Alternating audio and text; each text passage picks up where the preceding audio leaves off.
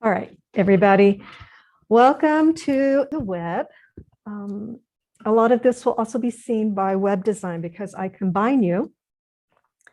And the reason we do that, not just because we have small campus sizes right now, but because those who are in web design have already created the assignments that Editing for the Web is going to be working on. And so typically, when they are present, they will show you the assignments that they've done. And so you get an opportunity to see where you're going. You also get a chance to see where they are because it's about a year later. And you'll be able to watch and know what you're going to be doing a year later. And you'll be able to plan throughout the year for that. The other thing is that it gives the advanced students who are about to graduate an opportunity to mentor. And that really helps them to reinforce what they're learning. So that's usually how the class is set up. And it's been very helpful during, these few months moving back to campus because we have only had a couple of students. Anytime a small class, it's nice to be able to have peers. So you work on a lot of the same assignments, but you have different assignments on FSO, and you have different sites that you're working on, okay? But you're going to go through a lot of the same process. If you are watching this online, you also have peers who are in the digital cinematography and the creative writing class. They are working on their portfolio for the work that they've created over the time that they've been here. We have MCBS students, and they have already begun their portfolios, and they've had Editing for the Web. So in some cases, they may need to be challenged. And in those particular assignments, I give you options. You also can contact me at any time if you need a challenge. Otherwise, some of this will be a refresher. But again, you'll be working on different projects than you did in Editing for the Web. Okay, so today we'll have a quick orientation, and then we'll look at proposals, sitemaps, and wireframes. Editing for the Web will produce all of these things, and it will be due their first project. We'll then go over some of the 10 commandments of web design. Those are some of the basic layout concepts that students want to work on while they're working on their sites. So it's something you'll keep in mind throughout the month. All courses will do that. Every program that is taking this class will do that. The proposal sitemaps and wireframes for the web students, they haven't had this before, some of them have, and they are looking at this as a background. They're reviewing it or they're learning about it. They're not submitting them, at least not this month. They are jumping into their lunch a week sooner. So in order to do that, this is the step that kind of comes out of that. And the reason is most of those students are not necessarily web designers. And since this is the proposal, sitemap, and wireframe is the phase that you would go through with the client to build their website. Media communication students, on the other hand, will often be building websites. So it's very important to them. And those in web design have already had this. So it's just a review. So that's what we're looking at this week for Editing for the Web. You know that we have Friday blends sometimes throughout the year. Right now, they're online. If we have them, they're special workshops. We call them campus experiences. So make sure you look on the calendar on the We Are MCBS. Other programs are invited to look at those. So that's, you're welcome to do that. But if you want to see what's going on, that's where you check, right? The late policy currently for MCBS, this is an MCBS class. So if you're in web design and you're in the DCBS program, for example, you'll want to pay attention because this may not be the same that you're used to. That said, if you have Abby Greenlee in web design, she may be going by the DCBS program late policy. So you can check that out. Usually you can, she'll let you know that in the welcome or someplace like that. But the DCBS is you lose 10 points per day up to 3 days. After that, you can only get a 50. That becomes the new 100. For MCBS, currently, this is because of the pandemic and so forth. For MCBS, it's similar. If you contact us, you can have 3 days without penalty. If you don't contact us, that's 10% off. However, after 3 days, you don't earn 50%. You only earn feedback, no grade. All right. So very important that you think about that. Obviously, you want to hit your due dates. You know, this really should not become an issue for anybody, but you know, sometimes it does. So work with your instructor because they have the final discretion. All right. So don't tell them that somebody told you this or that. You check with them. Okay. All right. Late work is not accepted week 4. That's a time for you to move on to get ready to move on to your next month. And so it's not fair to you to be working on our class here when you're in another month. It's also not fair to the new instructor. You know, you want to have all of your attention there. Let's see. A very important point. It is okay to contact me and say, hey, you haven't graded my late work. I know I submitted it into the feedback, and sometimes you'll submit it into feedback early and I won't find it right away. It is connected to the assignment.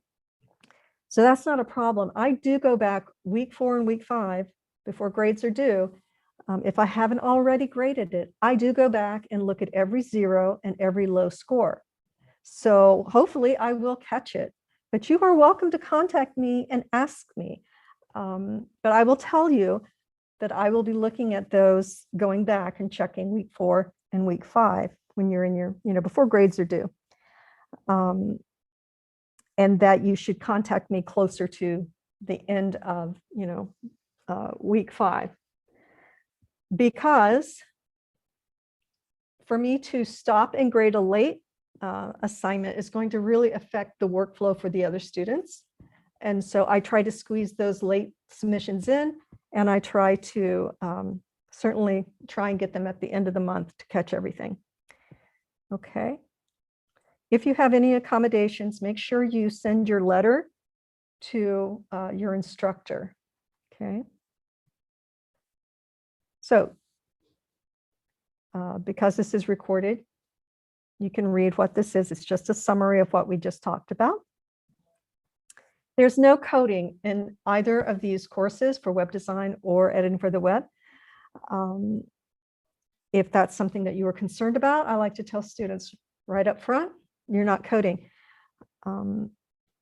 There are, you know, if you wanted to be in coding, we have a program for that. We have a web design program, okay?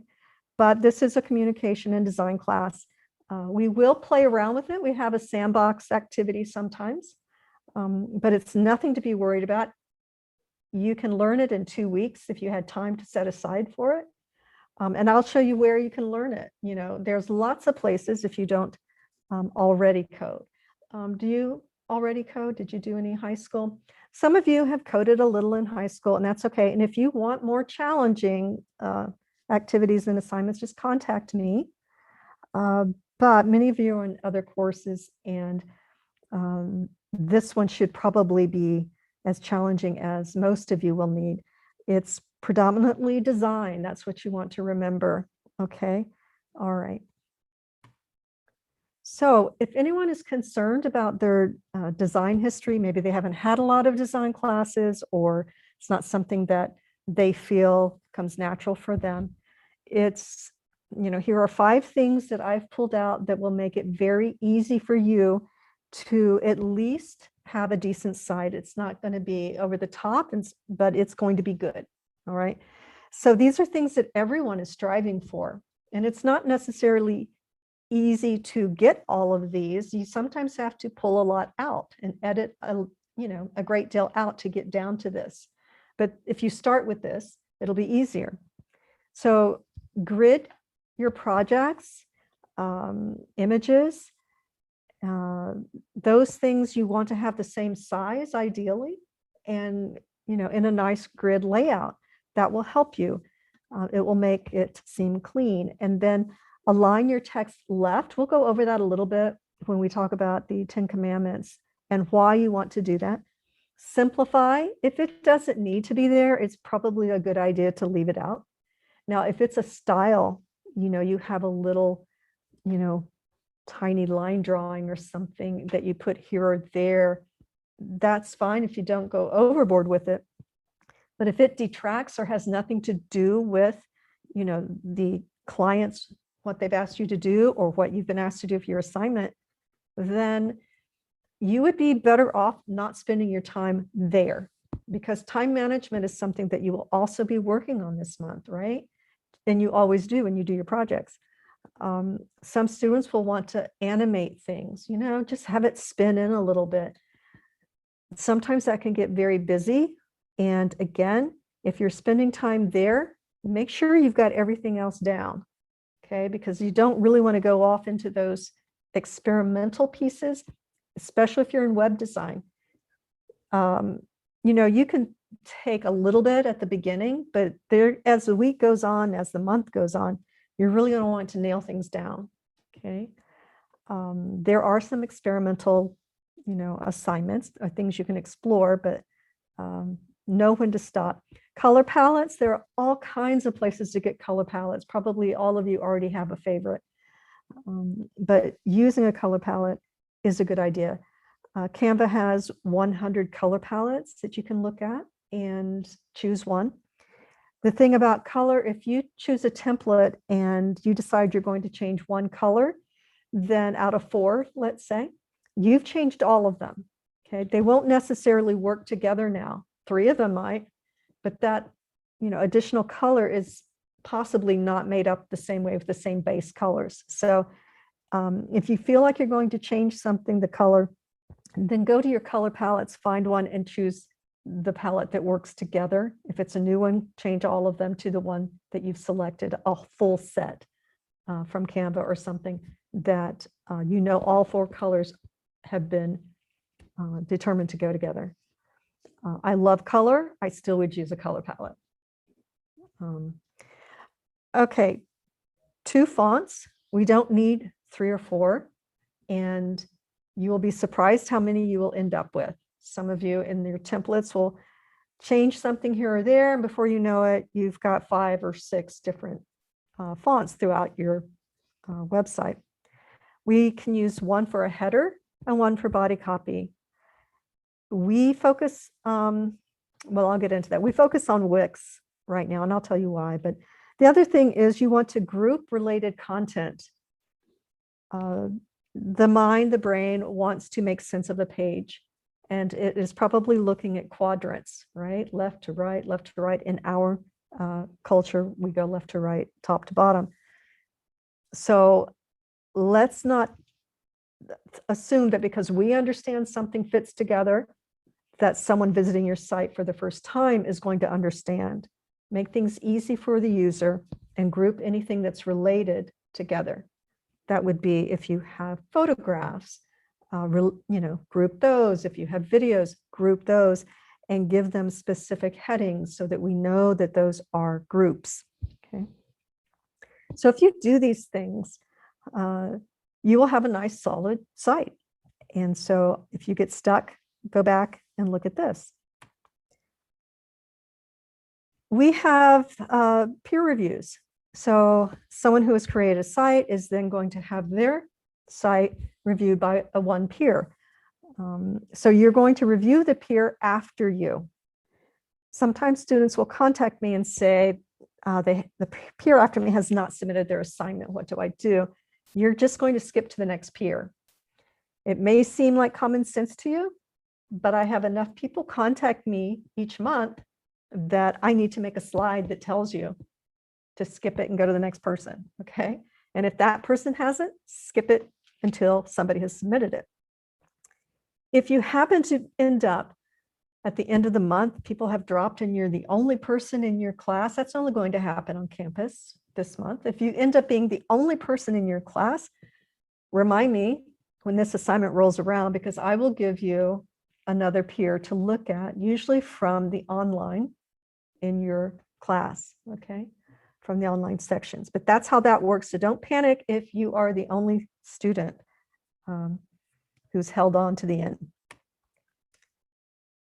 We use Wix right now. It's not because I don't love Squarespace. I do. I have a Squarespace too. But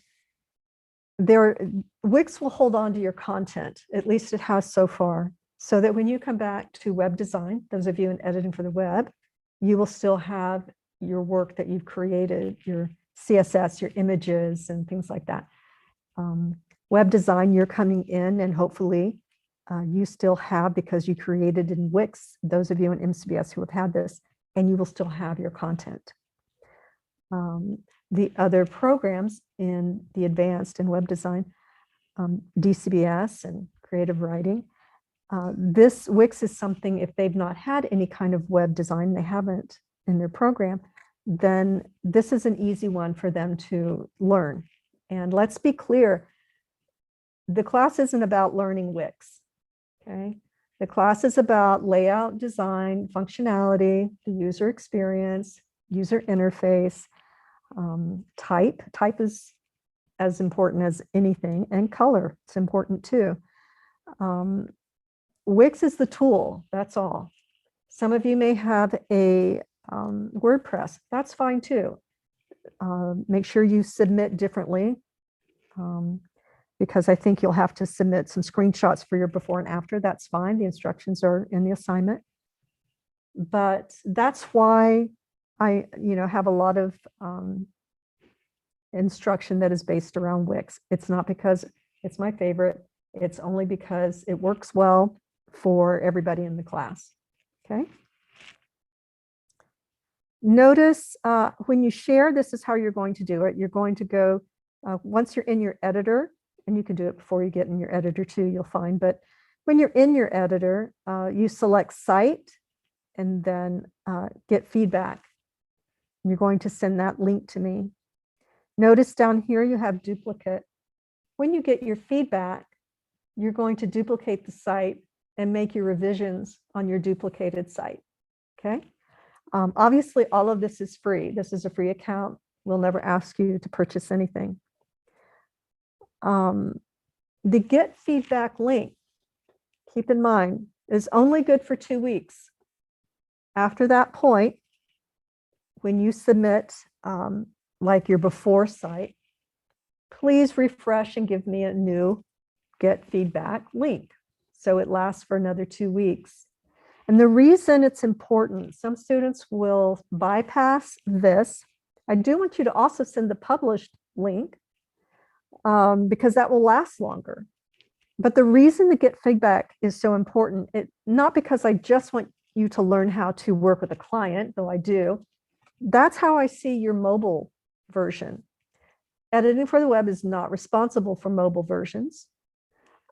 You'll have it there just like everybody else. You can look at it if you want. Sometimes I do if someone's got, a really good site. I'm curious and I want to check it out, but you're not required to do anything with mobile. But web design, the advanced students they are expected to have their mobile working. It's very easy. It's not hard.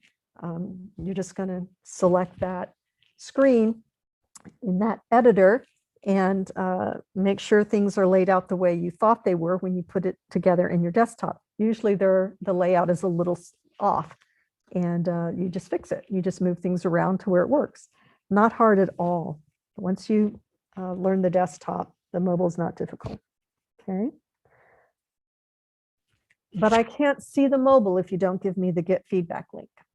Then you don't get credit for your mobile. Okay, proposal sitemaps and wireframes. Let's see, you're in editing for the web, you will submit a proposal and it will be in a presentation slideshow. You'll have these particular slides that you'll make sure are in your presentation. And your rubric will be something like this with proofreading and so forth. I want you to embed this. It's going to be exported as a video or, and be sure to narrate it. And I prefer that it be embedded in your FSO assignment. Okay. Okay. Leave yourself plenty of time, to work on this one, if nothing else, so that you are able to complete every aspect. Sometimes there's an audio problem and you need to troubleshoot that. You never know. Leave yourself time for that. There are examples. Sitemaps and wireframes. The sitemaps and wireframes used to be part of the 1.3, but now it's actually something you're going to submit earlier in the week. It's not part of it will go into your proposal, but I've carved out a space for you to be able to submit it before then. So you're going to create your sitemaps and wireframes, and then a few days later, you're going to create your presentation proposal, and those will be a part of it. And that's why you want to make sure that your sitemap and your wireframes are created in slide format in the same program that you're going to build your presentation. So it'll just slide right in. Okay. And so we'll talk just a little bit. You have this on your assignment. We'll talk a little bit about what these are exactly. They do go together, and that's probably the most important thing that you want to keep in mind. So here are two sitemaps. On the left is more of what web design will look at for a professional site for their showcase their work.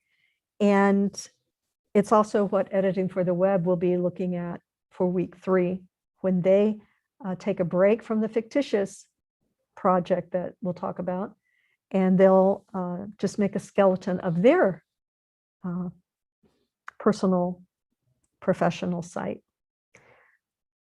The one on the right with the home menu, location, about, news, and contact, that's going to be editing for the web's Real Deal Taco fictitious sitemap.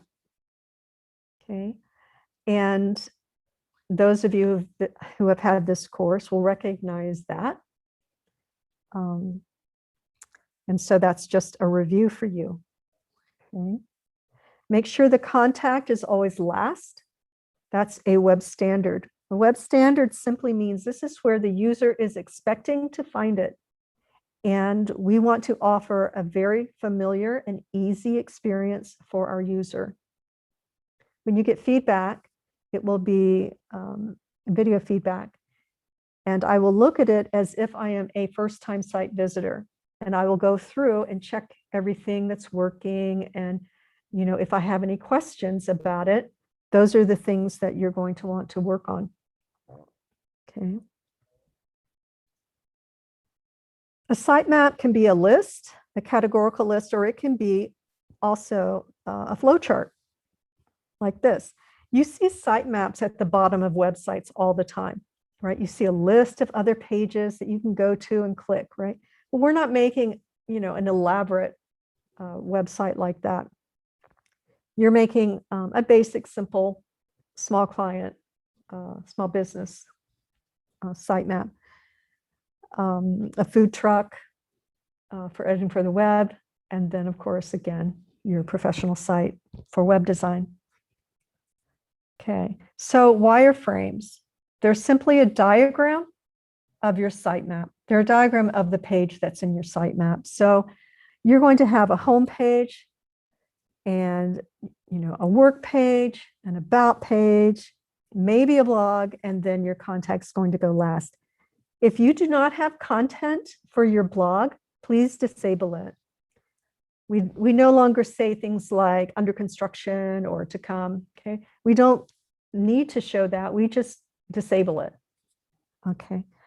We certainly, very important, do not want template images, placeholders, text or images, when you submit your first draft of your site, your website, okay? You will use placeholders here, you'll use the Latin. You will not put images in your diagram. It is simply a black and white. And the reason is, this is a stage when you're talking to the client that you're getting approvals and you're showing them more of the functionality, how it's going to be laid out. And if you have photos and copy, written copy, that's going to be a quick detour from what you're trying to get an approval on, because they're going to look at the image and say, I don't know, I want to talk about that image or that image, right? So this is just to get approval on your layout and how it's going to work. So if there's 5 pages in your sitemap, there's 5 pages in your diagram, okay?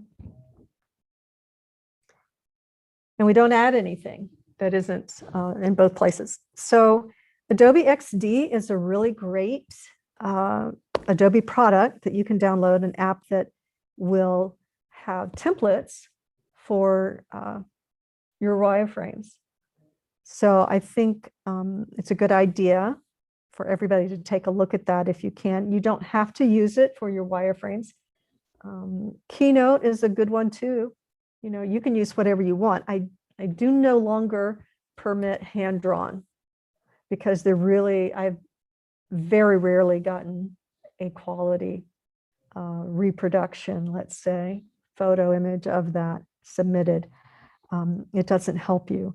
So leave room to make these wireframes. Again, this is going to be something due earlier in the week, but it'll just be these two together, these sitemaps and wireframes. But go ahead and take a look at Adobe XD, download that. All right, everybody, have a good week. Contact me with any questions so I can get you on your way. And good luck. You got this.